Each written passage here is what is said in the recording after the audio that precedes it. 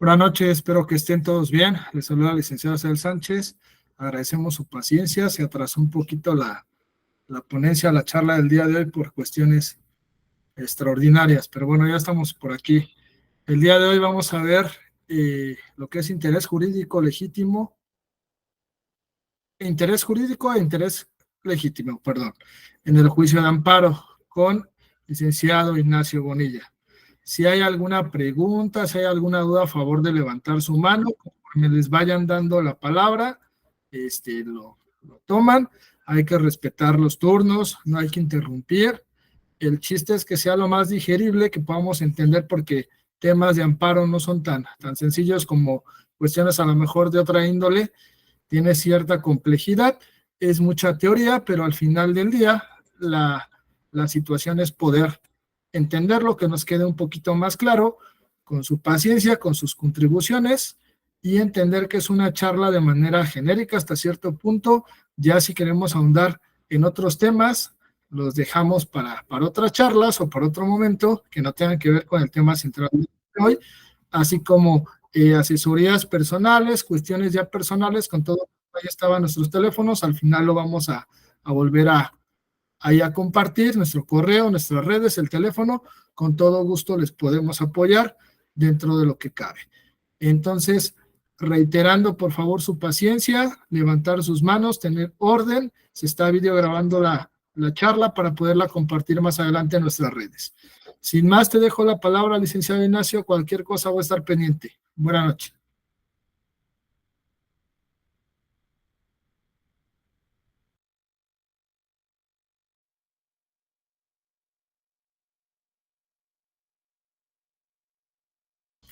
Adelante, licenciado Ignacio. Ya estoy activando el micrófono. Listo. Listo, nada más me confirman que se alcance a escuchar bien, por favor. Perfecto. Bueno, como bien refirió el abogado Asael, antes que nada, pues para mí es un gusto saludar a todos los que se dieron el tiempo de entrar a estas charlas que ofrece RS Abogados y Contadores. Y pues bueno, sobre todo tener la oportunidad de exponer este tema que efectivamente, como dijo el abogado, sobre todo en temas de amparo, no son precisamente los más digeribles dentro de la ciencia jurídica. Es más, yo me atrevería a decir que sobre todo el juicio de amparo es el juicio más complicado de todos los que nosotros como abogados pues tenemos que manejar en algún momento de nuestra vida. Entonces, pues bueno, ¿cuál va a ser la dinámica? La dinámica es la siguiente. Vamos a ver el tema de interés jurídico, interés legítimo, pero a mí me gustaría abordarlo más allá que desde pura teoría, abordarlo más bien de una forma más académica, por así decirlo. ¿Cómo vamos a empezar? Primero vamos a ver un poquito de historia, de antecedentes, porque de ahí vamos a entender de dónde nace el interés, primero el jurídico, que históricamente es el primero que viene a ser concebido por el amparo, posteriormente el legítimo, e inclusive ya no lo pusimos en el título porque sería muy largo, pero vamos a ver a grandes rasgos también un poquito de lo que es el interés difuso y el interés social.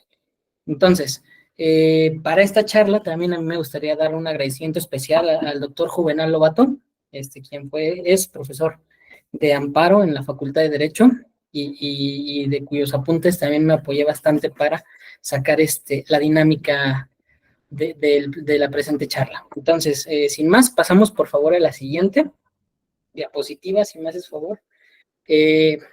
Parte de lo que tenemos que entender dentro del juicio de amparo es que la filosofía como tal del derecho de amparo, perdón, del derecho en general, viene a impactar el juicio de amparo al punto de que mucho de lo que nosotros vamos a entender, de los conceptos que vamos a entender, van a nacer primeramente de la mera condición humana, pero también a partir de las ideas filosóficas de la Ilustración y de la primitiva división de poderes que vamos a encontrar en el derecho mexicano, sobre todo a partir de la Constitución del 57.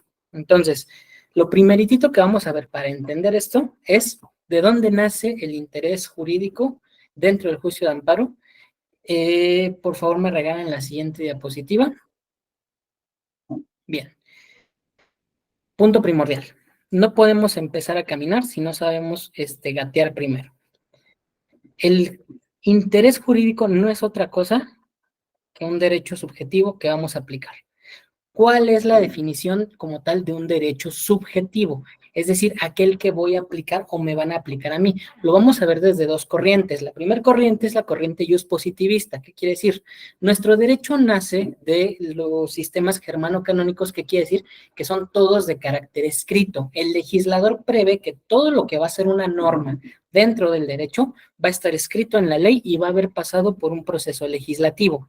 Hoy por hoy sabemos que esa concepción sí es útil hasta cierto punto, pero ya no responde a las necesidades actuales del derecho contemporáneo. ¿Por qué? Porque hoy sabemos que no todo el derecho va a ser escrito. ¿Por qué? Porque la jurisprudencia, hay jurisprudencia como en el caso de los sistemas anglosajones, que no necesariamente es escrita, sino que se basa en los ordenamientos y disposiciones orales que emiten los jueces incluso. Entonces, no todo el derecho va a ser necesariamente escrito hoy por hoy, pero bueno, de ahí nace la tradición del sistema mexicano. ¿Qué es lo que dice la doctrina iuspositivista? Hay dos acepciones que me gustaron para traerlas a colación. La primera es una definición que dice ventaja o beneficio normativo conferido a un individuo o a una clase de individuos. Segunda acepción, permisión otorgada a alguien o a algunos para hacer u omitir cierta conducta con la garantía o protección judicial. ¿Qué tienen en común estas dos acepciones? Que ambas te las confiere la norma, ambas vienen dadas por el derecho y ambas vienen dadas. Perdón, lo que pasa es que se me está trabando aquí. No sé si se está trabando del otro lado. Nada más me confirman que me sigan escuchando, por favor. Bueno. Se escucha bien. Ok, gracias. Mientras se escuche todo bien, pero la cámara es mi referente cuando se me va la señal.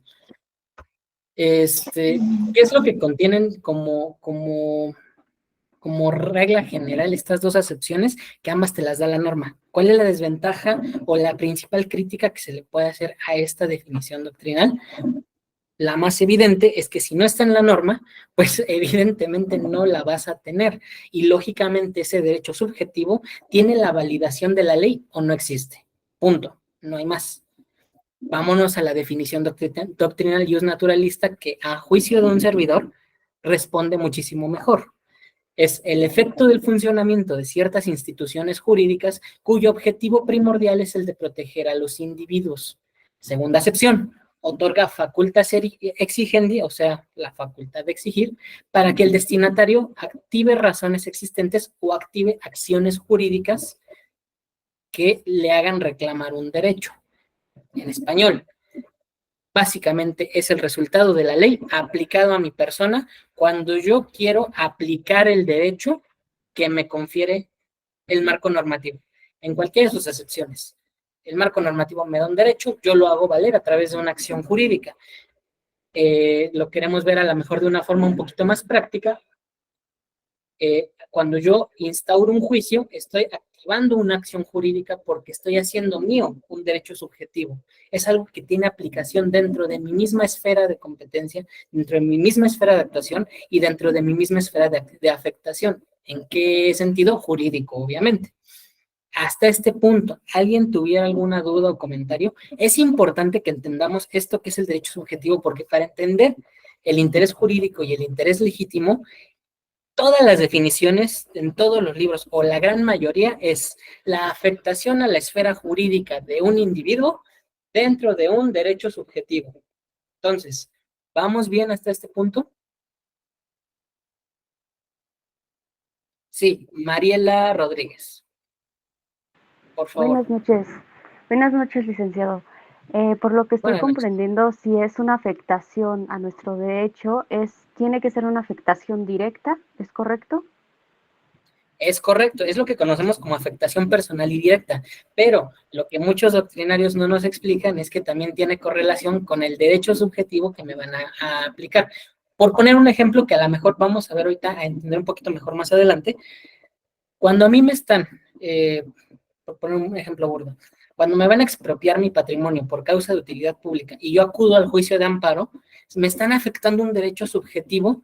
¿Cuál es? Mi derecho patrimonial, mi derecho civil de posesión de propiedad. ¿Me explico? Ese es el derecho subjetivo que la norma me está otorgando y que yo voy a hacer valer en un tribunal constitucional a causa de las actuaciones de la autoridad. Pero aquí, ¿qué es lo importante? Identificar ese derecho subjetivo. En este caso, un derecho patrimonial. ¿Vamos bien? Sí, gracias. No hay de qué. Ok, entonces, ya que comprendimos a lo que es el derecho subjetivo, que es la médula del interés jurídico y el interés legítimo, pasamos a lo siguiente. Ahora sí, a entenderlo y de dónde nace.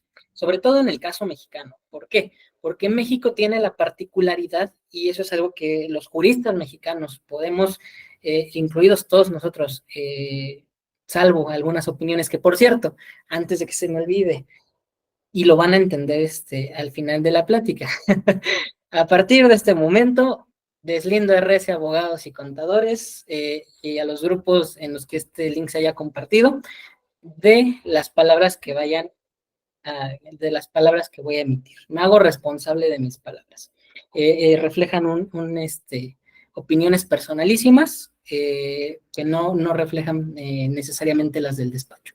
Bueno, ahora sí, hecha esta aclaración, pasamos por favor a la siguiente. Listo. Historia. Punto importante. ¿De dónde nace el interés? Una vez que ya tenemos entendido lo que es el derecho subjetivo, vámonos al México del siglo XIX, a la Constitución del 57. ¿Qué sucede en la Constitución del 57? Pues resulta que hay un jurista, un filósofo, que se llama Mariano Otero, que sienta las bases de el actual juicio de amparo. El juicio de amparo es una de las grandes contribuciones y pocas realmente que ha escalado a gran magnitud, que puede otorgar, que da el derecho mexicano al derecho internacional. Más allá de los fundamentos, por ejemplo, hay quien sostiene que no, que es el mentado, el habeas corpus de los estadounidenses, sí puede ser un antecedente, pero que no necesariamente evoca un mecanismo de control constitucional como el que nosotros tenemos hoy día. Entonces, por eso se considera que el juicio de amparo es una de las grandísimas y excelentes contribuciones de la ciencia jurídica mexicana al mundo, ¿ok? Empezando por ahí. Mariano Otero empieza a fraguar los fundamentos del juicio de amparo y finalmente en el 57 la Constitución reconoce un mecanismo de control constitucional que en efecto le va a otorgar a los gobernados la posibilidad de defenderse ante los actos de autoridad que van a existir por parte de los nuevos estados que se van a ir formando. ¿Por qué? Hay que recordar que México, a partir de 1821, que declara formalmente su independencia, corre dentro de su sistema normativo grandes cambios porque tuvo que cambiar de un sistema español. Bueno, ¿alguien dijo algo, perdón? Ok. Cambia del sistema español a crear su propio sistema y a crear y consolidar su soberanía a través de la emisión de leyes y de sistemas normativos. ¿Ok?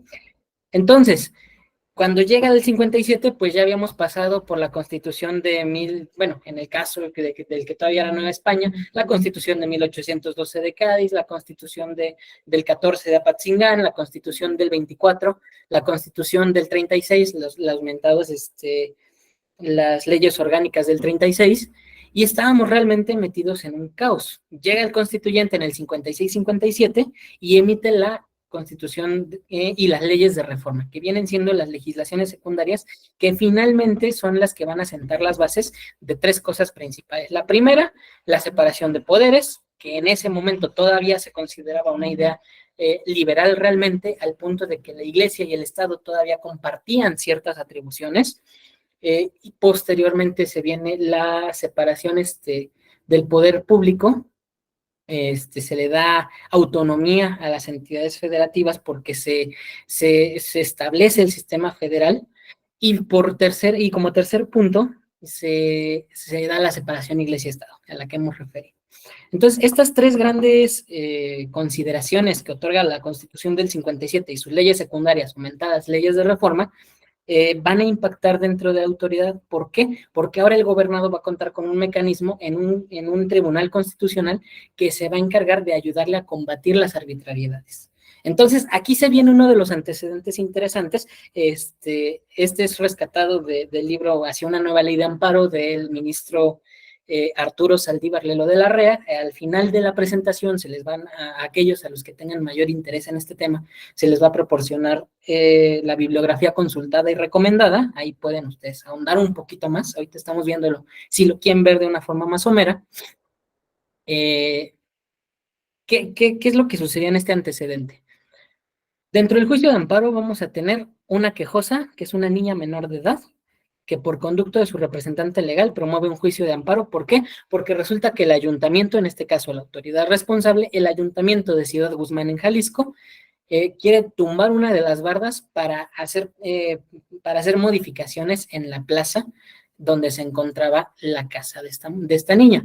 Entonces, ella promueve juicio de amparo a través de su representante legal, y este juicio escala a un tribunal constitucional donde resulta que el acto reclamado es tal cual la demolición de un portal de la casa de la quejosa, que después traducen, y eso sí, la Corte se encargó de hacer una buena sustracción del derecho subjetivo en la destrucción del ambiente natural y arquitectónico. ¿Por qué es importante esto? Porque para el momento y la época histórica todavía no se reconocían plenamente, todavía no había llegado la Constitución del 17 a reconocer los derechos sociales y las prestaciones y prestacionales de que vamos a gozar después en tiempos revolucionarios y postrevolucionarios, mejor dicho, por lo menos en el papel, por lo menos en el papel. Entonces, ¿cuál es el resultado? Se concede el amparo. ¿Por qué? Porque en efecto el tribunal reconoce que la autoridad está haciendo una afectación, en este caso no nada más al patrimonio de la niña, sino nada más y nada menos que también al ambiente natural, al ambiente arquitectónico.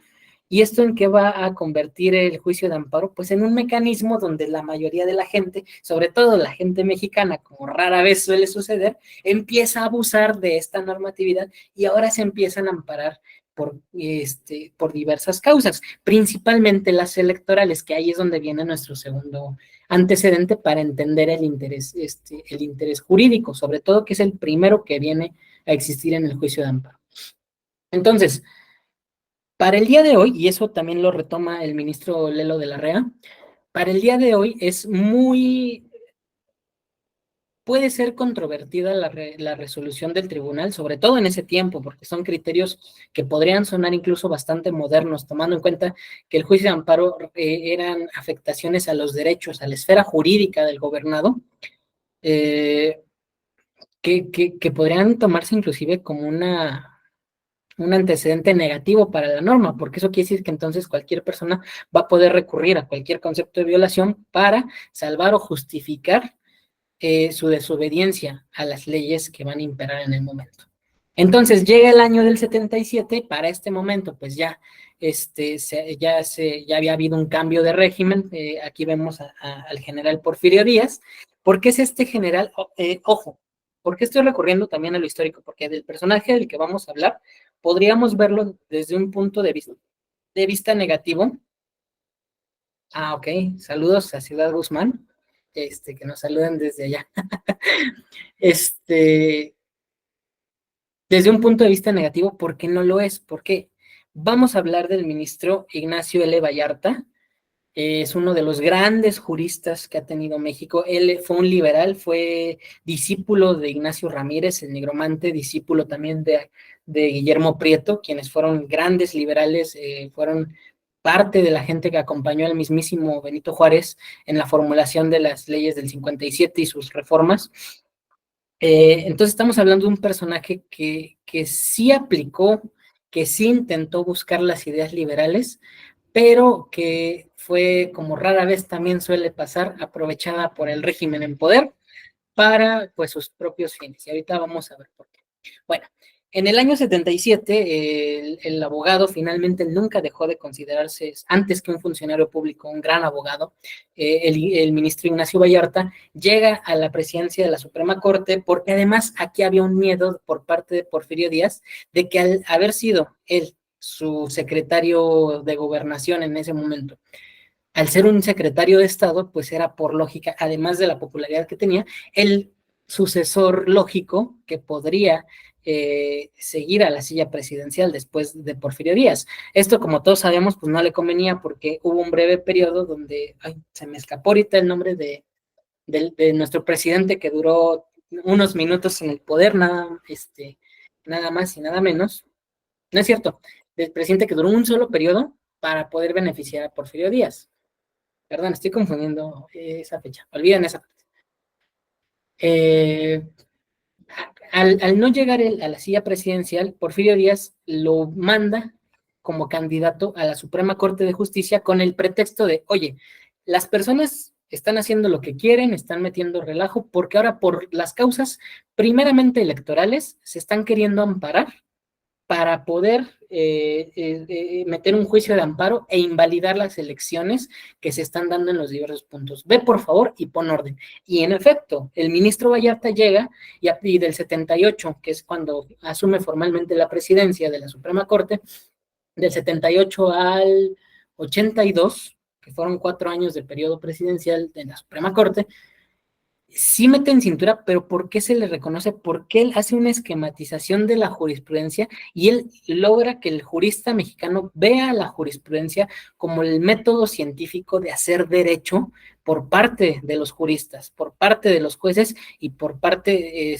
de la autoridad jurisdiccional. Entonces, al llegar con estas nuevas ideas y al querer poner en cintura a la gente que pues ya se estaba saliendo y usando los recursos que estaban a su alcance, sobre todo electoralmente, vuelvo y repito, cuando él sienta las bases para 2 cosas muy importantes. La primera que nos compete aquí, pero la segunda no es nada despreciable. La segunda es, él pone las bases para que ahora la Suprema Corte de Justicia de la Nación ya no conozca de situaciones electorales, ya no van a conocer de nada electoral. ¿Por qué? Porque se sostiene que entonces, sobre todo porque la Corte estaba de alguna manera supeditada al poder político, tanto así que pues miren quién lo fue a poner en la silla presidencial de la Suprema Corte, pues entonces se consideraba que estos tribunales podían utilizar y escudarse también en la ley para poder beneficiar a quien los estaba patrocinando por parte del Poder Ejecutivo. Entonces, Ignacio lo que hace es, ya la Suprema Corte ya no va a ser propiamente la que dirima las cuestiones electorales, va a haber un tribunal que se va a encargar de todas esas cuestiones específicamente, y la Suprema Corte se va a enfocar únicamente en lo que debe ser un tribunal constitucional que está alzado para conocer de las controversias constitucionales y de aquellas causas que sean de mayor relevancia para el país. Entonces, ahí es donde ya viene la primera cosa importante, que es de la que nosotros vamos a hablar aquí. Él además hace tácitamente, volvemos a repetir, sabemos que la jurisprudencia es fuente formal de derecho, pero él la vuelve una verdadera fuente formal de derecho al momento de que ahora todo lo que dicen los jueces tiene que estar estrictamente apegado al derecho. Punto positivo, que ahora los jueces sí se van a poner, o se pusieron en cintura. Hubo por ahí varios comentarios de algunos juristas norteamericanos que comparaban al ministro Vallarta con John, tiene un nombre medio extraño, con el presidente de la Suprema Corte de allá, que llevó durante 34 años la Corte en Estados Unidos. A ese grado lo comparaban porque él sí puso en cintura a los tribunales constitucionales y él sí se iba estrictamente a razonamientos lógicos jurídicos de derecho para impartir justicia. No hay que olvidar, sin embargo, que a final del día pues estábamos dentro del porfiriato. Entonces, ¿cuál era una nota distintiva del derecho en ese momento? Que todo iba encaminado al fortalecimiento de la administración pública. Esto obviamente, ¿qué consecuencias trajo? Pues que realmente la Suprema Corte después, y no solamente después en ese momento, sino después, durante la hegemonía priista que siguió al siglo XX, se volvió una Suprema Corte que se escudaba a sí misma en que las discusiones que les llevaban a los asuntos eran cuestiones de carácter técnica. Y estas cuestiones de carácter técnica realmente no los dejaban meterse a ver si realmente el juicio era procedente por cuestiones de derecho, pero aplicado a la realidad jurídica del gobernado que estaba solicitando una solución a un problema real y concreto que estaba afectándole en su esfera jurídica. Entonces, a partir de Ignacio Vallarta nace formalmente o informalmente, como lo querramos ver, el concepto del interés legítimo. ¿Por qué? Porque se crea un candado de alguna manera en que ahora el interés que van a tener las partes para poder entablar un juicio de amparo. Ah, caray. Perdón, ¿me están escuchando? Lo que pasa es que está desconectándose mi computadora. ¿Me están escuchando bien? Sí se escucha. Sí, sí se escucha. Se Ok, escucha muy gracias. bien, licenciado. Perfecto. Entonces, las personas que van a promover el juicio de amparo, pues van a tener ahí un freno que les va a dificultar, pues acceder a la protección de la justicia de la Unión. Esto, pues en el caso del periodo presidencial de Porfirio Díaz, pasa el periodo postrevolucionario, las instituciones de derecho en el juicio de amparo realmente no cambian y se siguen aplicando a pesar de las reformas que se vienen después, en el 70, en el 80 y hasta la última que viene a darse en 2013. Finalmente se sigue aplicando la misma metodología jurídica y esto que conlleva, pues obviamente un candado para que el ciudadano promedio no pueda acceder al juicio de amparo. Y esa es una de las principales críticas que se le puede hacer al interés legítimo. Ahorita lo vamos a ver con un poquito de mayor detenimiento. Ahora sí, ¿me regalan la siguiente diapositiva? Bien, ahora, ¿cuál es uno de los fundamentos del juicio de amparo? Uno de los principios primordiales sin el cual no puedo acceder a mi juicio de amparo, a ser un sujeto legitimado. Principio fundamental de agravio personal y directo. Principio fundamental de agravio personal y directo. Apréndanselo porque esto va a ser importante.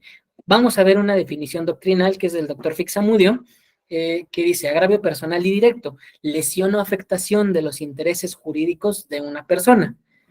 Segunda acepción, motivos de impugnación contra las resoluciones de los jueces, y ahí yo diría que inclusive los diccionarios están un poquito incluso desactualizados, porque realmente podríamos sustituir cómodamente la palabra jueces por la palabra autoridad, porque no nada más los jueces emiten actos de autoridad que lesionan la esfera jurídica de los gobernados, también lo hacen las autoridades administrativas, lo hacen, por ejemplo, los notarios también son susceptibles de emitir actos de autoridad, que son entendidos como actos de autoridad por la ley de amparo. Los bancos, inclusive llegó un momento, ahorita tengo entendido que salió una jurisprudencia que ya no los reconoce como autoridades responsables, pero al final del día estamos entendiendo que realmente los motivos de impugnación pueden ser contra jueces, sí, pero en general contra cualquier autoridad. Esa es la única anotación que yo haría en esta definición, que al final del día, bueno, va recogiendo la doctrina que obviamente va evolucionando junto con el pensamiento. Entonces, ¿qué dice la ley? La ley me va a dar el artículo 5 y el artículo 6 que me van a decir. ¿Quién es el sujeto legitimado? Un quejoso. ¿Quién es el quejoso? El titular de un derecho subjetivo. Por eso les decía desde un principio que lo que tenemos que entender siempre, antes que cualquier otra cosa, es qué es un derecho subjetivo.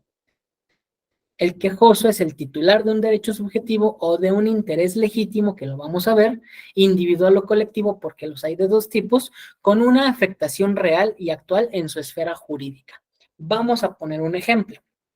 Una persona que es detenida arbitrariamente por la autoridad, sabemos que, bueno, para entenderlo un poquito mejor en la práctica, sobre todo antes del 2013 y antes de 2008, que existió la vacatio legis del nuevo sistema penal, que pasó del sistema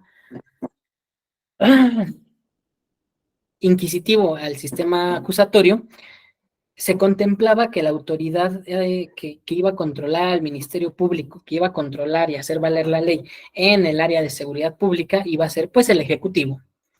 ¿Qué quiere decir? Que pues realmente la autoridad administrativa iba a llevar a cabo actos de autoridad con los cuales podía lastimar las esferas jurídicas de los gobernados. ¿Qué es lo que sucede aquí? Si una persona que arbitrariamente detienen en la calle es detenida sin razón alguna y encerrada, pues nosotros sabemos como abogados que podemos ejercer el derecho subjetivo de derecho a la libertad, como derecho fundamental además, fundamentado en la violación de la autoridad a mis derechos. Entonces, ¡ay! Se me fue. A mis derechos. Ok. Ahí vamos en el ejemplo, ya me acordé. Perdón, es que ya a esta hora del día también yo estoy cansada.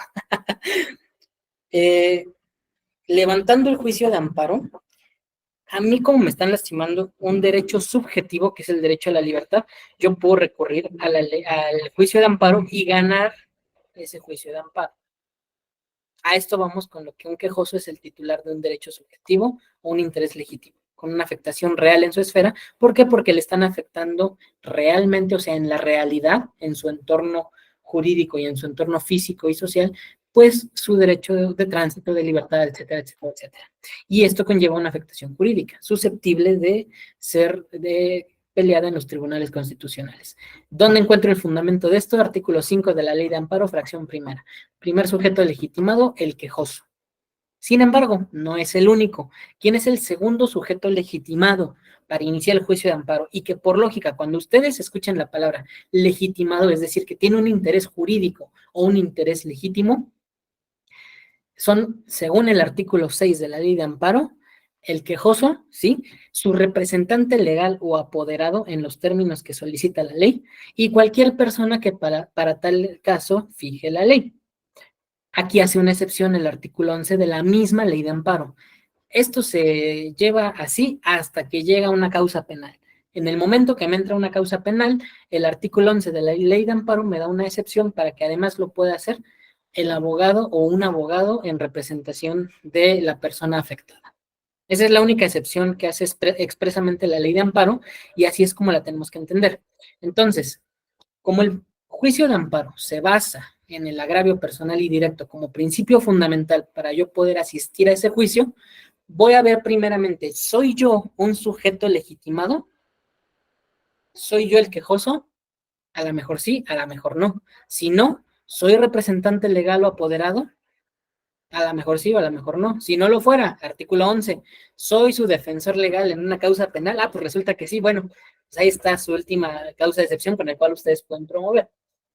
Entonces, lo importante, yo quiero demostrar un interés jurídico, legítimo, social o difuso, me presento en términos de lo dispuesto por el artículo 5 de la Ley de Amparo, fracción primera, artículo 6 de la Ley de Amparo o artículo 11 de la Ley de Amparo. ¿Vamos bien hasta este punto o hay alguna duda que podamos abordar?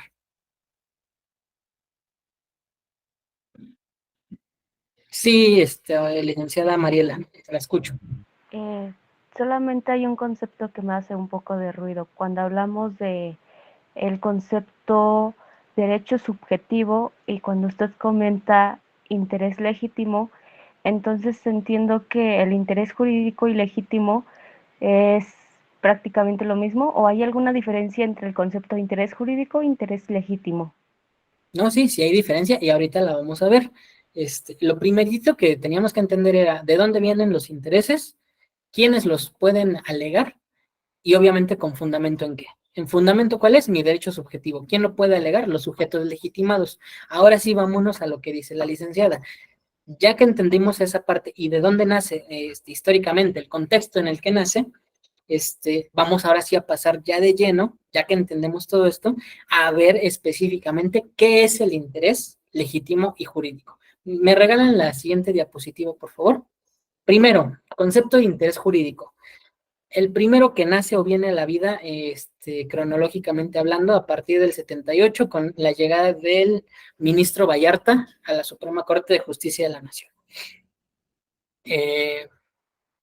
Vamos a entenderlo primeramente, que va a tener ciertos requisitos, entre ellos el fundamental, que va a requerir de una prueba plena. ¿Qué quiere decir?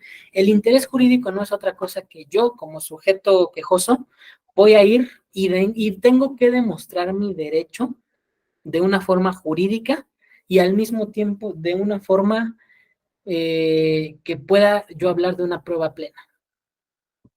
Un ejemplo, unas escrituras, Por ejemplo, en el caso que habíamos comentado de una expropiación por causa de utilidad pública, yo puedo llevar mis escrituras y decir yo soy el titular de los derechos de propiedad de este inmueble y me están afectando mis derechos patrimoniales. Otra prueba plena, a lo mejor un instrumento notarial, un certificado de propiedad, una cantidad de pruebas, pero eso sí que tienen que ser siempre, siempre, siempre comprobables, por lo menos jurídicamente hablando, o que la ley la reconozca en su calidad de forma plena y potestativa. Por ejemplo, un arrendador tiene la calidad plena de propietario porque pues eso es lo que le da la calidad de arrendador en una controversia civil, por ejemplo, una controversia de arrendamientos. La mera condición de estarle arrendando a otra persona en su calidad de propietario le otorga el interés jurídico porque la norma se lo reconoce expresamente. ¿Vamos bien? Ahora, ¿cuál es el concepto jurisprudencial? Tesis 37 de la séptima época, primera parte. ¿Qué es según la jurisprudencia? Es un derecho reconocido por la ley, potestad o facultad de exigencia, cuya institución le consigna la norma objetiva del derecho. Derecho objetivo, derecho subjetivo. ¿Qué entiendo por derecho objetivo? Es el qué. Derecho subjetivo, el cómo y el quién. Vamos a verlo prácticamente en materia familiar. El Código Civil me dice qué es el matrimonio, que es la unión civil de dos personas que se procuran amor, amor, apoyo, etcétera, etcétera, etcétera. O sea, la norma objetiva me dice qué es el matrimonio. ¿Qué me dice la norma subjetiva? Ah, bueno, que la forma en que yo puedo modificar ese régimen, perdón, esa condición de matrimonio es a través de un juicio. ¿Ok? Volvemos a lo anterior. Derecho objetivo, el qué me está dando la norma.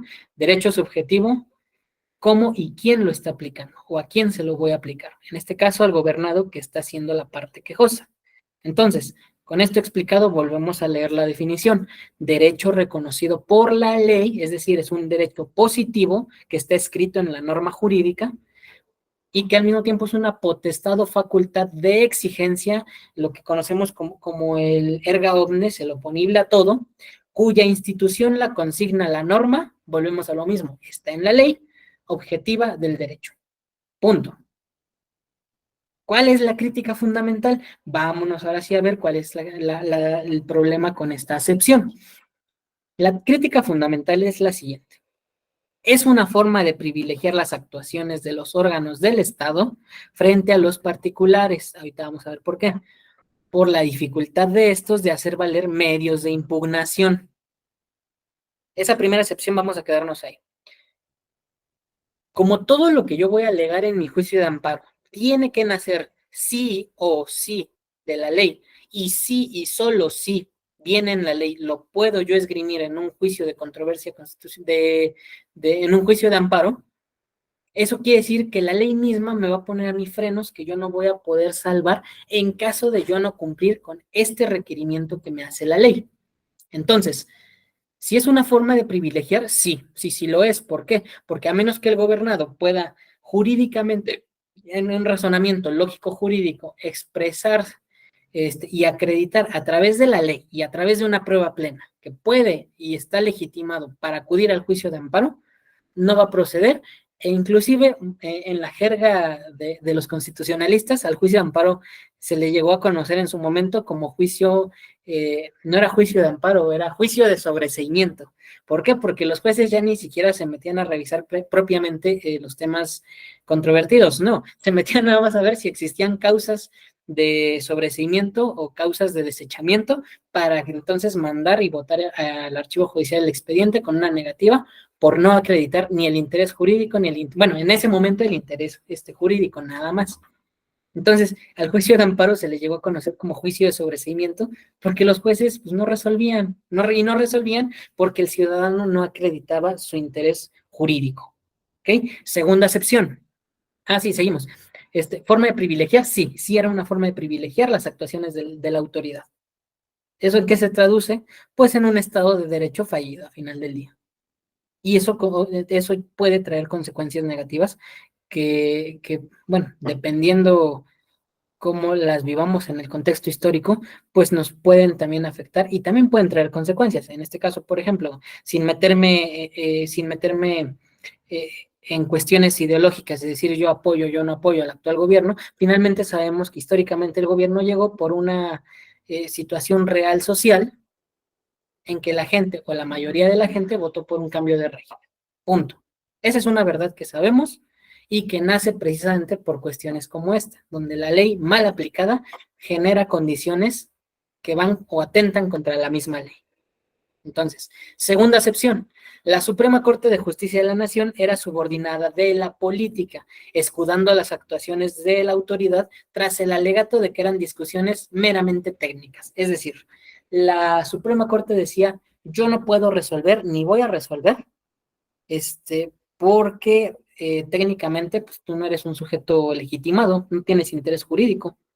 Oye, pero es que mis afectaciones las puedo yo acreditar con este argumento y este. La Suprema Corte, o bueno, los tribunales constitucionales te decían, no acreditas el interés jurídico, y sobre todo, si era un caso, por ejemplo, de interés público, pues, ¿qué hacía la Suprema Corte?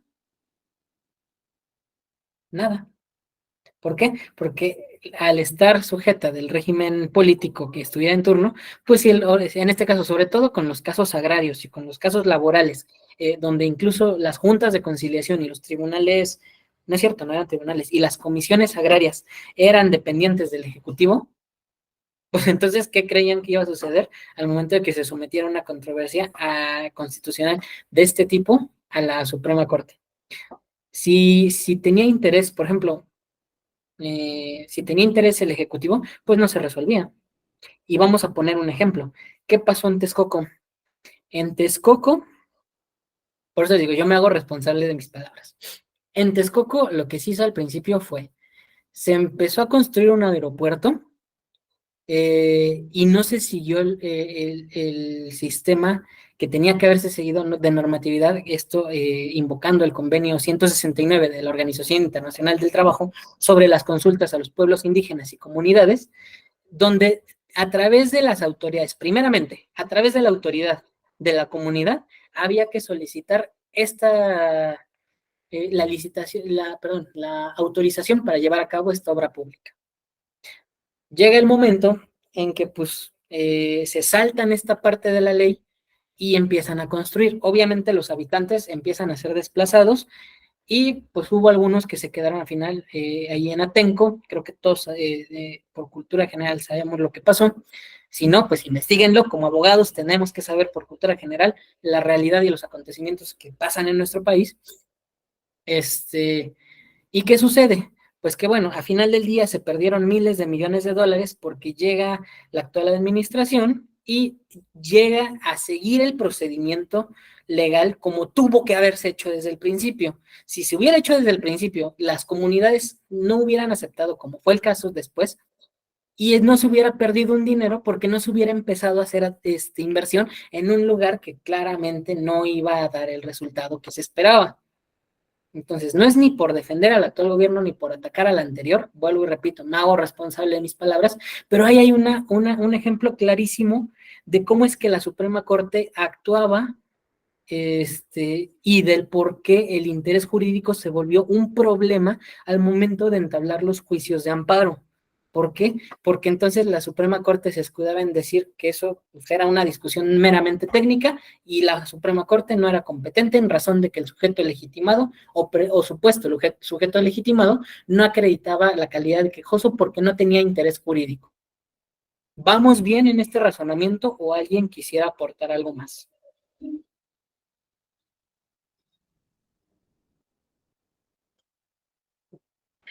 Todo bien.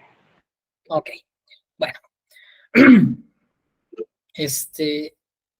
Ahora que entendemos también el interés jurídico, vamos a ver ahora cuál es la diferencia con el interés legítimo, que efectivamente es lo que me preguntan, porque el interés legítimo es un concepto realmente que podríamos llamar novedoso y que se instaura ya bien en forma hasta que se promulga la ley de 2013, la nueva ley de amparo, que fue incluso parte de por qué se empezaron a hacer foros de discusión, y por ejemplo, en la Suprema Corte sacó, por ejemplo, un manual de juicio de amparo, el Instituto de Investigaciones Jurídicas, los ministros sacaron libros, hubo una cantidad de juristas que se puso a hacer también doctrina sobre el nuevo asunto. ¿Por qué? Porque se incorporaron dos conceptos que resultaron fundamentales para entender el juicio de amparo como lo conocemos el día de hoy. Número uno, el interés, los derechos humanos. Derechos humanos como derechos fundamentales. Anteriormente conocíamos los derechos humanos como garantías individuales. El propio maestro Bourgois los abordaba así. Hay incluso por ahí un libro que es de la editorial Bourgois, que así se llama, garantías individuales, que no es otra cosa que las bases filosóficas en México de los derechos humanos.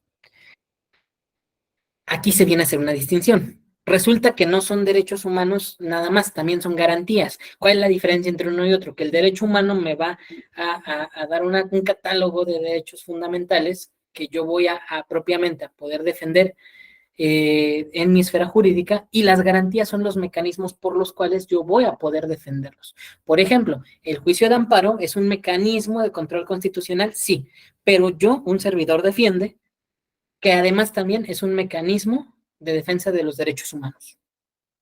¿Vamos bien? La siguiente diapositiva, por favor. Ahora sí. El concepto de interés legítimo. Y aquí es donde, esto sí, el crédito es completamente del profesor Lobato, y básicamente es lo siguiente. A la letra lo vemos de la siguiente manera. Punto número 1. El interés jurídico es una afectación directa de un derecho subjetivo. ¿Cuál es la diferencia con el legítimo? Que nos pone en una especial posición frente al orden jurídico. Que nunca se nos olvide este concepto. Una especial posición frente al orden jurídico. ¿Por qué? Porque no implica una afectación directa a la parte agraviada. Si mi interés legítimo no se traduce en una mejora en la sentencia, ahí muere este tipo de interés. Vamos a explicarlo. Las afectaciones, los daños, las consecuencias que tiene mi esfera jurídica, siempre, siempre, siempre van a ser o tener que ser comprobables con base en la norma jurídica, de acuerdo al interés jurídico. ¿Qué me dice el interés legítimo? No necesariamente. Puede haber situaciones en que tus derechos se vean afectados y que por tanto tú puedas recurrir al juicio de amparo. Aquí, ¿qué es lo que sucede? Vamos a poner el mismo ejemplo, es más, vamos a usar el mismo que usamos en el 72. La Corte en ese tiempo, en una decisión que en el momento, inclusive, aún hoy día podríamos considerarlo, lo rescata el ministro Saldívar, podemos considerar que es una decisión muy moderna, incluso para nuestra época hoy día, en palabras del ministro. Y es verdad. ¿Por qué? Porque tácitamente los ministros de ese entonces estaban reconociendo que existía un derecho social y que con la afectación del patrimonio de este entorno arquitectónico se vulneraban los derechos no solamente de la parte quejosa, sino también de la parte del demás conjunto de personas que habitaban. ¿Por qué? Porque había un interés social de por medio, que era la conservación del espacio arquitectónico y la conservación del espacio natural, del espacio ambiental. ¿Me explico? Ahí es donde nace una subdivisión que se hace del interés legítimo. Puede venir en dos vertientes, en un interés individual, es decir, yo me puedo acoger al interés legítimo de forma personalísima, y el colectivo, que es yo me voy a acoger al interés legítimo junto con más personas quienes nos estamos defendiendo bajo una misma causa de un mismo acto de autoridad. Dice, pero ahora me va a quedar fuera de la... Ah, sí. Sí, ahorita vamos a eso, Por favor, aquí sí vamos a tener que ser todos comprensivos, porque es muy nueva la discusión de la nueva ley de amparo. Hay puntos a favor, puntos en contra. Un servidor he de confesar que yo estoy a favor de muchas de las reformas que va a tener la nueva ley de amparo, sobre todo porque afectan la realidad social, eh, sobre todo. O sea, yo debo confesar, yo soy uno de los que considera que hay mejoras en la ley de amparo, pero también considero que hay cosas que pueden ser perfectibles. ¿Por qué? Porque si no va a pasar lo que siempre ha pasado. El mexicano, como rara vez suele suceder, se va a aprovechar de la ley, de la legislación y del derecho para sus propios fines. Entonces, bajo ese tenor, la discusión realmente que podríamos tener en este momento va a ser un poco somera porque todavía falta mucho estudio, todavía ni siquiera empieza la aplicación. Tengo entendido, ni siquiera tengo bien claro ahorita en este momento cuándo es el inicio.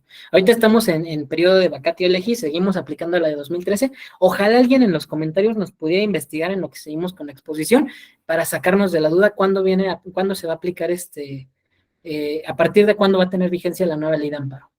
Ya cuando pase la ley de amparo y tal vez unos 5 años, igual y nos podemos sentar a discutir los efectos reales que ha empezado a tener la nueva ley. Pero bueno, seguimos adelante con el tema, por lo mientras. No se preocupen, de todas maneras sí vamos a hacer una breve mención ahorita con el siguiente apartado. Pero bueno,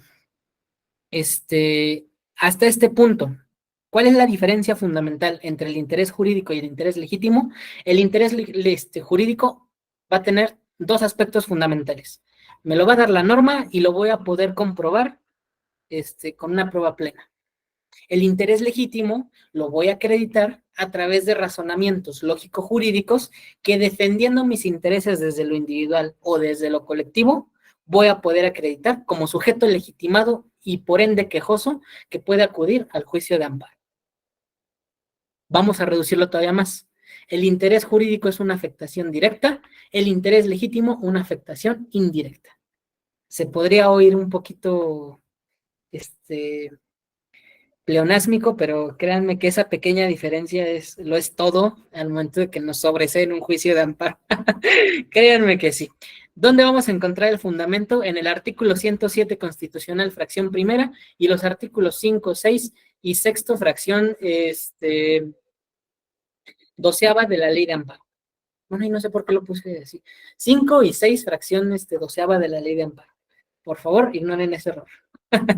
¿Y cuáles son los niveles de interés que nosotros vamos a encontrar entonces? En los derechos que nos reconoce el interés jurídico está integrado en los derechos que la Constitución reconoce al gobernado. Sí, efectivamente, como también lo es el interés legítimo y el interés, bueno, no propiamente el social es más tácito, pero hay que tener mucho cuidado con lo que vamos a decir a continuación. El interés jurídico y el interés legítimo son lo que nos acredita como quejosos. Por tanto, si yo, abogado, formulo mal mi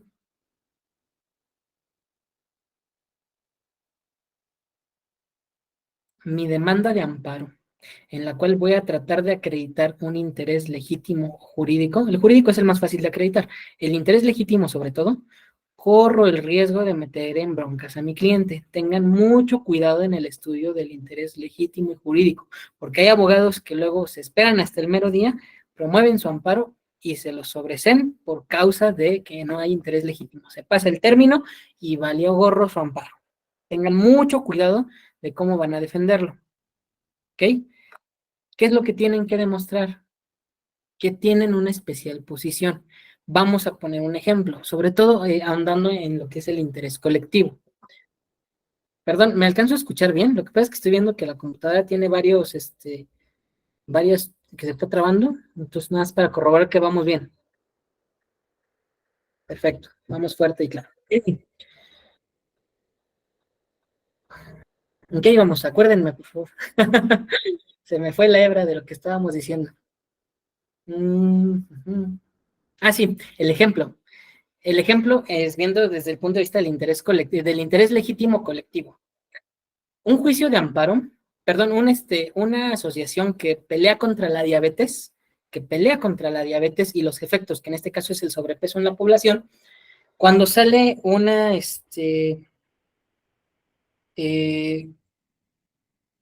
disposición, por así decirlo, que permitía comerciar más fácilmente productos chatarra, esta asociación quiso promover un juicio de amparo. ¿Cuál era su especial posición frente a la autoridad dentro del cuadro normativo? ¿Son afectados realmente de una forma, están teniendo un agravio personal y directo? Propiamente, ¿no? ¿Por qué? Porque pues nosotros laicos diríamos, bueno, pues nomás no compres comida chatarra y ya está. Fácil, ¿no? No recuerdo bien la controversia, pero se presentó en la Profeco. Ah, ya me acordé. La Profeco se metió con las marcas, cuando fue el asunto de que quitaron al Tigre Toño, a los personajes de las cajas de cereales y de la comida chatarra, estas empresas y marcas se ampararon, metieron juicio de amparo contra la Profeco y se presenta esta asociación, que luchaba contra la diabetes como un tercero interesado. No vamos a ver ahorita propiamente las personas en el juicio de amparo, pero sí se pueden presentar y el interés jurídico y legítimo también tienen que tenerlo los demás que se presenten. El tercero interesado, la autoridad responsable, obviamente, pero sí, bueno, generación de cristal puede ser, puede ser. Es que yo también pertenezco a esa generación, entonces, híjole, sería darme un balazo en el pie. Pero bueno, resulta que se meten como terceros interesados en esta controversia, y esta asociación dice ser un tercero interesado porque tiene el interés legítimo al dedicarse específicamente y tener un objeto social de existencia que va relacionado con lo que se está poniendo en controversia, que en este caso es una asociación que lucha contra la diabetes, está interesada o es un tercero interesado y por lo tanto quiere acreditar ser un sujeto legitimado, porque en esa lucha contra la diabetes y las consecuencias de esta, que sería el sobrepeso y las demás enfermedades que hay, por ahí hubo un comentario, espérame,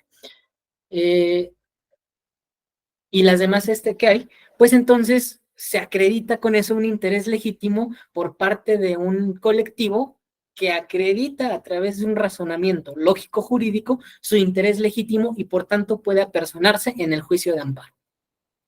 Dice, en ese caso, la COFEPRIS, Profeco y Secretaría de Salud protegían la salud del individuo. Efectivamente. De hecho, la controversia se hizo famosa en ese tiempo porque todas las marcas querían regresar por consecuencias publicitarias, obviamente, a sus personajes, al Osito Bimbo, al Tigre Toño, a Melvin el Elefante, o sea, hubieron varios, y sobre eso versó la controversia.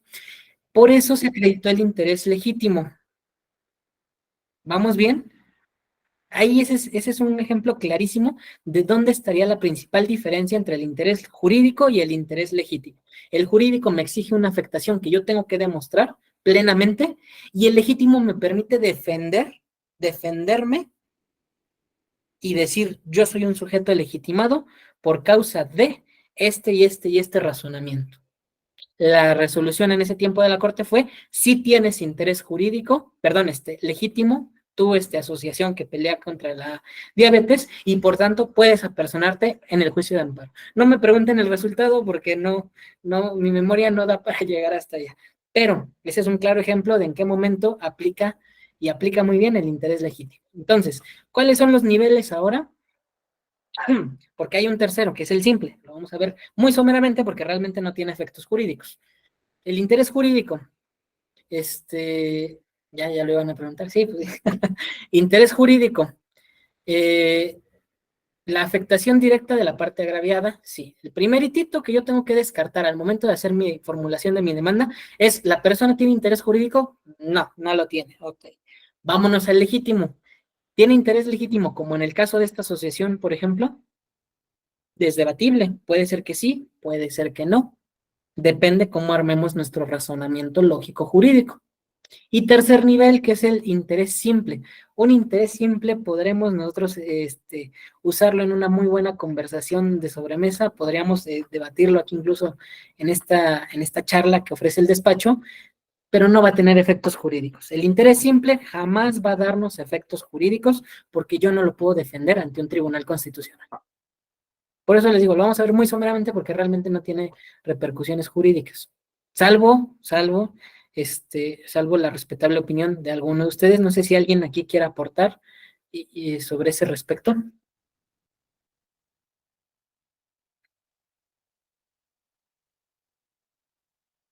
Ok, bueno. Negativa ficta, ¿eh? Lo que en derecho administrativo conocemos como el silencio otorga, que el silencio lo va a otorgar, o no otorga, mejor dicho, por eso es negativa ficta. Vámonos a la otra diapositiva, por favor, para que veamos la última parte de esta charla, bueno, ya de la última parte, creo que sí. Interés difuso y colectivo. La doctrina mexicana no se ha metido mucho con eso, pero la brasileña nos da una noción de acercamiento. Dice, poseen características metaindividuales, ¿por qué? Porque este interés difuso o colectivo va a ser siempre de dos o más individuos que van a asociarse en una colectividad y los va a ver de dos tipos, difusos y colectivos. ¿Y cuál es la diferencia? Los difusos son situaciones contingentes, los colectivos vínculos jurídicos. Ejemplo, la situación contingente de habitar en una región. Yo, por ejemplo, Ignacio Bonilla, llegué a vivir aquí a Pedregal de San Nicolás, en Tlalpan, y tengo mis vecinos con quienes ahora que se viene tiempo de lluvias, estamos observando situaciones en el drenaje y la omisión de la autoridad nos está causando una afectación y derecho al agua, a la higiene, a un sistema de salud, a un sistema de drenaje, etcétera, etcétera. Bueno, ahí ya haríamos nuestra demanda, pero ahí acreditaríamos un interés difuso, nada más, por una situación contingente. ¿Por qué? Porque es algo que puede o no pasar, que puede o no ser, y que sucede en ese momento nada más. En este momento coincidió que yo estoy habitando con mis vecinos. Segundo ejemplo, el consumo de cierto producto, como lo que decíamos. Voy a consumir productos azucarados, voy a tener una afectación y me voy a reunir con otras personas que consumen productos azucarados para acudir a la autoridad. Tercer ejemplo, condiciones socioeconómicas. Yo pertenezco a un estrato socioeconómico medio alto, medio bajo, y voy a unirme con personas de ese mismo estrato para solicitar, por poner un ejemplo, ajustes y modificaciones fiscales. Por poner un ejemplo. ¿Me explico? Las situaciones difusas son aquellas que son contingentes, que dura un momento y que no necesariamente tiene uno que tener un lazo jurídico. Caso contrario, con los intereses colectivos. Estos sí requieren un lazo jurídico. Por ejemplo, un colegio profesional. Por ejemplo, la Barra Mexicana de Abogados tiene un vínculo jurídico porque los abogados que pertenecen a esa barra, pues pertenecen a una misma asociación, a un mismo colectivo o grupo de personas. Un condominio, pertenecen a un edificio que conforman una propiedad, un edificio en copropiedad y con los cuales pues ellos tienen la calidad todos de copropietarios en su modalidad de condominio.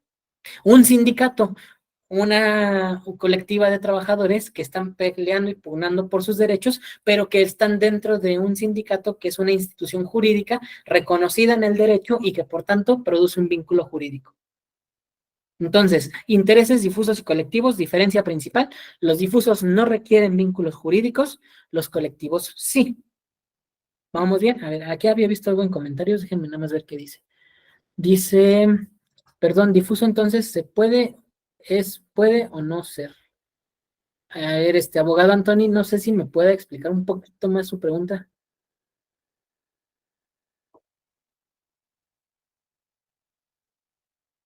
Si quiere, active su micrófono, ¿eh? Al final ya acuérdense que esto es una charla también. O sea, ustedes también pueden aportar y colaborar al entendimiento del tema.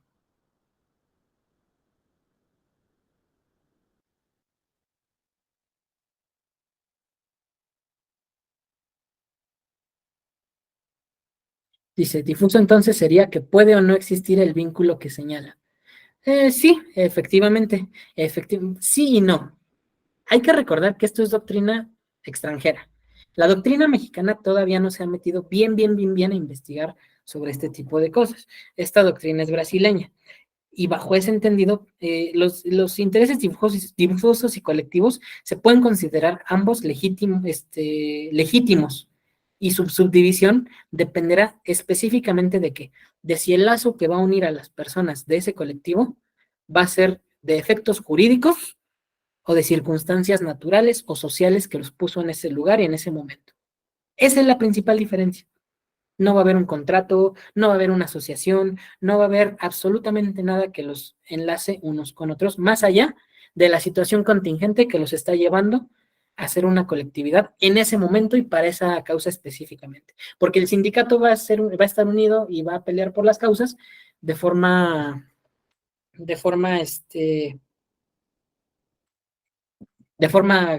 concurrente, de forma perpetua. El sindicato pues va a ser sindicato el día de hoy dentro de 10 años, si es que todavía existe. En cambio, la asociación de vecinos que van a pelear porque el drenaje pues, se compuso mal, por ejemplo, pues es una asociación, una sociedad, un contingente, perdón, una comunidad que realmente nació una cosa específica en un tiempo específico. Punto, para nada más. Ejemplo, una empresa, en los comentarios dice, ejemplo, una empresa que se instala en mi colonia y nos perjudica directamente a todos los colonos, ustedes podrían acreditarlo a través de un interés difuso como parte de un interés legítimo para acudir a un juicio de amparo, si es que la autoridad no les hace caso. Acuérdense que ahorita estamos viendo dentro del juicio de amparo lo que es el interés jurídico y legítimo. No es lo único con lo que vamos a acreditar.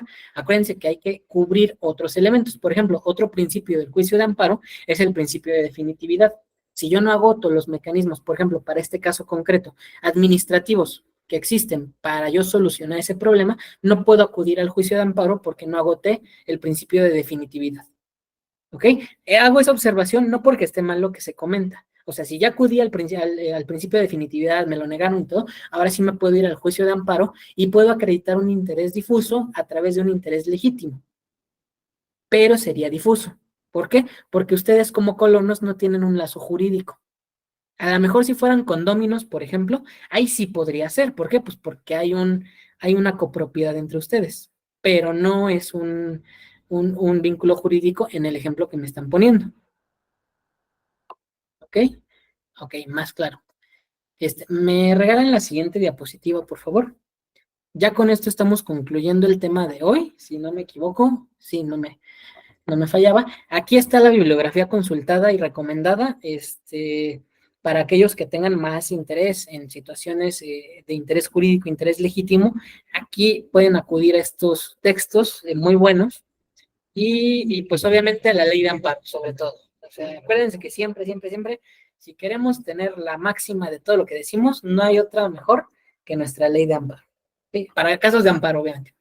Entonces, en este punto, y una vez hecha la exposición, no sé si haya preguntas, comentarios, alguna situación que se pueda aclarar.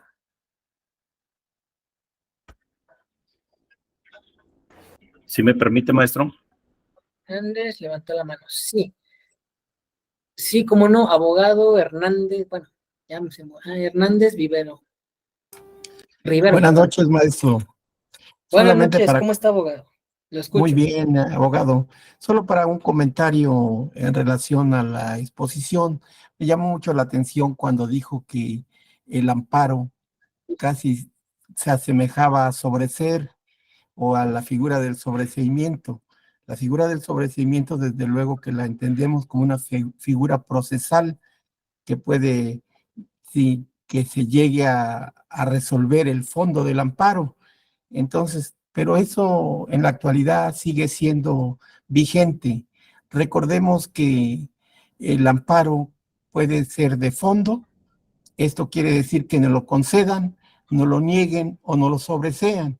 Sin embargo, según las estadísticas que la propia Corte emite cada cierto periodo, nos damos cuenta que realmente el Poder Judicial ampara de fondo en escasísimas situaciones. Es decir, es mínimo los amparos que conceden de fondo. Han recurrido a otra figura jurídica que es el sobreseimiento y a otro tipo de amparo que ellos le llaman amparo para efectos. En realidad, este amparo para efectos lo único que hace en muchas ocasiones es que la autoridad responsable pueda perfeccionar su acto reclamado. En conclusión, el Poder Judicial no cumple ni ha cumplido la verdadera función en el ámbito del instrumento de control denominado amparo, y las consecuencias saltan a la vista, de tal suerte que hoy la Cuarta Transformación está proponiendo una reforma de fondo, por mucho que los señores jueces y magistrados y ministros de la Corte pretendan ocultar esta realidad, que en realidad para muchos abogados litigantes no nos es desconocida, de tal suerte que es única y exclusivamente muchos de los amparos que resuelven de fondo a favor de la clase más favorecida, aunque parezca, parezca congruente con lo que maneja el discurso del actual gobierno, pero en realidad sí es. Nosotros cuando acudimos a la solicitud de un amparo, los jueces en muchas ocasiones nos piden una serie de requisitos, a veces insalvables, y solo hay que acudir en materia administrativa para ver cómo los jueces en muchas ocasiones, antes de darle entrada a una demanda de amparo y hacer uso de la suspensión como medida cautelar, únicamente caen en retardos innecesarios, distorsionando el origen que le dio en su tiempo al amparo el sistema jurídico mexicano. En aquellos tiempos que nos da la historia y que nos ponen de ejemplo, cuando era tan rápido suspender un acto reclamado, como el caso de Yucatán, donde iban a fusilar a varios, el juez de distrito, en un intento de suspender ese acto reclamado que importaba el peligro de privar de la vida a un sujeto, todavía logra salvar a 2 de los 3 sujetos. Es un ejemplo que está en los anales de la historia, pero en la actualidad no es así. Hay ocasiones que pasan muchos días para saber si es que nos suspendieron el acto reclamado, y verdaderamente los jueces no están cumpliendo con esa función, y ahí está el resultado. Está ya en vías una reforma de fondo para los que hoy se dicen agraviados. Muchas gracias, maestro. No, me queda al contrario. Gracias a usted por ese comentario tan acertado. Lamentablemente, pues sí, muchas de las grandes reformas se han hecho porque no funciona lo que estaba. Parte de ello, sin meterme de fondo si funcionaría o no, la actual reforma de la ley de amparo. Como lo comentábamos, pues lamentablemente los juzgados, los tribunales constitucionales, en la jerga constitucional, pues se les conoce, como decíamos, de sobreseimiento o de desechamiento, porque pues realmente no se meten a estudiar muchas veces ni el fondo, ni mucho menos lo resuelven. Y en ese sentido, pues sí, es lamentable la actuación que ha tenido la burocracia mexicana, porque a pesar de ser los mexicanos los creadores del amparo, pues al día de hoy no podemos jactarnos también de ser quienes mejor lo aplican por parte de sus autoridades. Entonces es lamentable, pero bueno, son los vicios con los que al final del día como litigantes pues nos vamos a enfrentar ahí en el juzgado. Que por cierto, veo aquí que también hay muchos estudiantes, para quien no tenga, hay como brevario cultural, como brevario, mejor dicho, académico, quien no sepa lo que es la diferencia entre el amparo y el sobreseimiento, entre el sobreseimiento y el desechamiento el desechamiento es al principio del juicio, la autoridad se da cuenta que hay una causa de improcedencia. El sobreseimiento es una vez que ya empezó el juicio, la autoridad se da cuenta que pues no había la acreditación del interés jurídico, por ejemplo, pues entonces va para atrás el asunto con un sobreseimiento. Vaya, ambas son formas de terminación del juicio, nada más que una es al principio, que es el desechamiento, y una se da en el transcurso del juicio, que es el sobreseimiento. Esa es la diferencia fundamental para quienes están apenas entrando en materia procesal. Y sí, me dieron el comentario del abogado y pues le agradezco su comentario. Dice, ¿verdad? Yo creo que aparte de ello, creo que la teleología y taxatividad de la norma se la pasan por, bueno, cuando se supone que deben apegarse a esas figuras. Ok, teleología y taxatología, lo que dice la letra, la norma, o sea, lo que dice el texto como tal, es la interpretación sinalagmática de las palabras, y en efecto, una vez que entendemos eso, aparte de ello, la teleología y la taxatividad de la norma se la pasan, sí, por donde sea, sí es cierto. La interpretación muchas veces no va como que acorde a lo que dice una interpretación enteramente sinalagmática. Ok, salvo que hubiera más preguntas, más cuestiones, pues a mí no me queda más que agradecerles por su tiempo, por el estar aquí, pudiendo estar dormidos con esta lluvia, los que vivan por la zona sur. Y pues le dejo la palabra, abogado Asael. Agradeciéndote de antemano, licenciado Ignacio, la ponencia. Yo creo que para poder cerrar la charla de día de hoy, por recapitular rápidamente algunas cosas que estoy viendo creo que tenemos que estudiar, me incluyo. ¿Por qué? Porque como comentamos al principio, iba a ser una cuestión sencilla y sin temor a equivocarme, para muchos es una cuestión que es compleja de entender. Por lo tanto, tenemos que estudiar para poder entender este tipo de temas. Punto número 2, como bien lo comentabas, el tema del amparo es una cuestión delicada.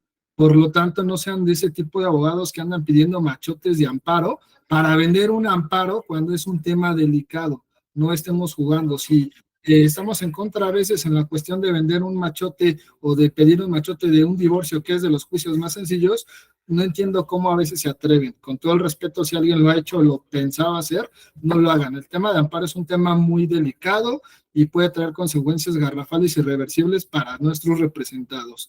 Les comentamos al inicio, es un tema muy sencillo, como lo está explicando, y se escuchó y se vio complejo. Entonces, imagínense ya entrar a detalle al tema del amparo, conlleva mucho estudio, conlleva mucha historia, conlleva mucha teoría, pero principalmente a veces también mucha práctica. Entonces, si somos novatos, por así decirlo, vamos iniciando en esto, alleguémonos de personas que tengan la expertise, que tengan el conocimiento, para que no estemos jugando con la situación de los representados. Y por último, por eso es que este tipo de juicios son costosos. No es lo mismo un divorcio de 8,000 pesos a hacer un amparo de cierta situación que por muy barato te va a salir de 30, 40, 50 mil pesos hacia arriba. ¿Por qué es lo costoso? Por la complejidad, por lo delicado del asunto, por todo el estudio que conlleva, por toda la ponencia, por todo lo que le vas a hacer ver al juez para que a su vez te dé el resolutivo. Entonces, te agradezco, Ignacio, nuevamente la ponencia, les agradezco su tiempo, su inversión. Ahí están nuestras redes, ahí están nuestros números. Si tienen el gusto de agradar este tipo de charlas, recomiéndelas, compartan, regálenos like. Eso nos va a seguir haciendo crecer y poder seguir dando este tipo de ponencias. Vamos a traer más temas de amparo, conceptos sencillos para poder entender y cuando más adelante llevemos cierto camino, sea un poco más digerible. Les agradezco de antemano. Si alguno tiene alguna duda, se les va a compartir la videograbación ahí en los canales, así como la presentación también se va a compartir en las redes. Si no están en alguno de nuestros grupos de WhatsApp, ahí está el número telefónico, mándenos un WhatsApp y los agregamos a los grupos para que puedan ver la charla, puedan ver también como tal la cuestión de la presentación. Pues te agradezco nuevamente, que tengan buena noche y que descansen. Hasta luego.